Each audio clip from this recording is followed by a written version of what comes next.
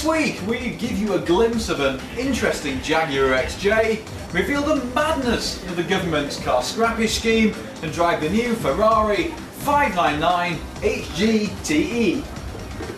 New one for tea.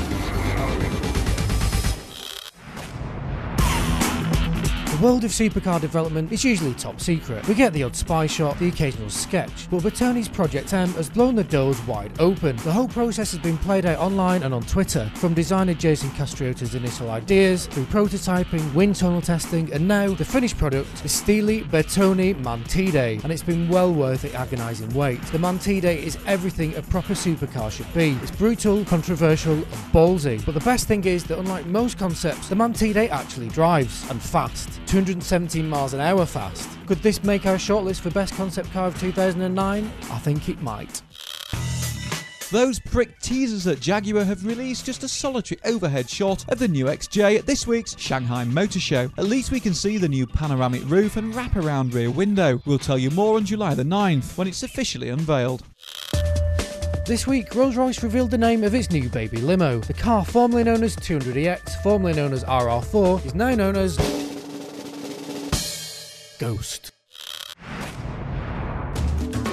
Ever wondered what city cars are going to look like in the future? Well, Peugeot seems to reckon that they'll take the form of this three-wheeled pod rocket called the RD Concept. Peugeot has been showing off its fully electric scooter car thingy at this week's Shanghai Auto Show, and though it looks pretty cool, it seems a bit pointless only being a single-seater. And do you reckon quick for even stock those tyres?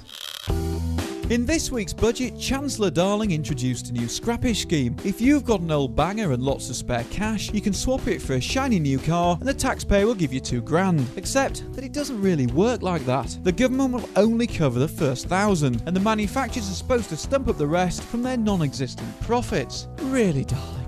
Oh, and fuel duties are going up by 6p by 2014, which is nice.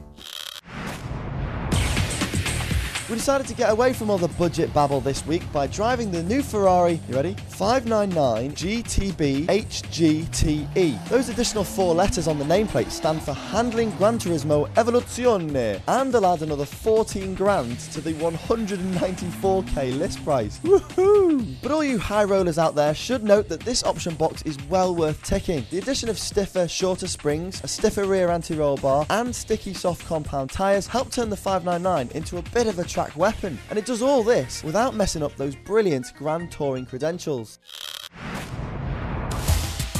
It was a good week for Sunderland as the Nissan plant received the Queen's Award for continued achievement in international trade. One is most impressed. It was a great week for Red Bull Racing. The team took its maiden F1 victory in Shanghai after 4 years of trying. Sebastian Vettel took the checkered flag, with Red Bull teammate Mark Webber a close second. Now at this point we would make a joke about wings, but that would be a bit cheap. It was a bad week for the Rolls-Royce Phantom as Chinese car maker Geely decided to unveil its own cheapo knockoff version at the Shanghai Auto Show. Look at the state of that grille. They may say imitation is the biggest form of flattery, but somehow we don't think Rolls is going to see it that way. Don't miss our farewell video report on my Mini Clubman long-termer.